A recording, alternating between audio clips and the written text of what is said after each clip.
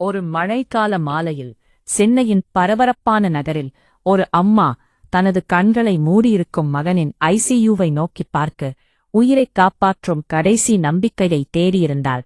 அறையின் ஒளி மிகக் குறைவாக இருந்தது. ஆனால் அந்த மின்சார மானிட்டர் திடீரென ஓரவழி மேல் எழுந்ததைப் போல ஒலித்தது. டாக்டர்கள் சிரமமாகச் சிந்தித்து அவளைச் சுற்றி நின்றனர். அவர்களின் முகங்களில் துயரத்தைப் பார்த்தாள். நம்பிக்கை ரொம்பக் குறைவு என்று சொன்னவர்கள் உள்ளே இருந்தனர். அவள் கைபேசியில் நேரலை தரிசனம் பார்த்தாள். அந்த நாடகத்தில் காஷி விஸ்வநாதர் கோவிலில் தீபங்கள் எரிந்து கொண்டிருந்தன. அவளது உள்ளத்தில் ஓம் நமசிவாயா என்ற மந்திரம் முழுவதும் ஒலிக்கத் தொடங்கியது. கண்ணீர் கசிந்து அவள் மந்திரத்தை ஜெபித்து, என் மகனைக் காப்பாத்தினா நான் காசிக்கு நடந்து வரேன் என மனசுக்குள் சபதமளித்தாள்.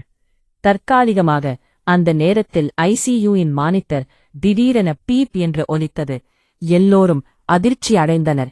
டாக்டர்களின் கண்கள் ஒன்றுக்கொன்று சந்திக்க, இது எப்படி சாத்தியம் என்ற கேள்வி எழுந்தது.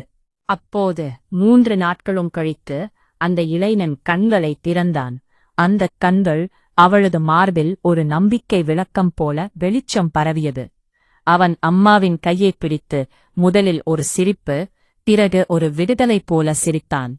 உண்மையான பக்தி விதியையும் மாற்றும் என்று அந்த அம்மா இதயத்தில் உணர்ந்தாள். அந்த நிலையில் பின்புறம் கோவில் மணி ஒலியை மெதுவாக கேட்டாள். ஆழ்ந்த உணர்வு இறுதியில் ஒரு அற்புதமான கதை கூறியது. அந்த மதியத்தில் உயிரின் மீதான அன்பு, நம்பிக்கை மற்றும் பக்தி எவ்வாறு ஒன்றாகக் கருகியது என்பதை அனைவரும் உணர்ந்தனர்.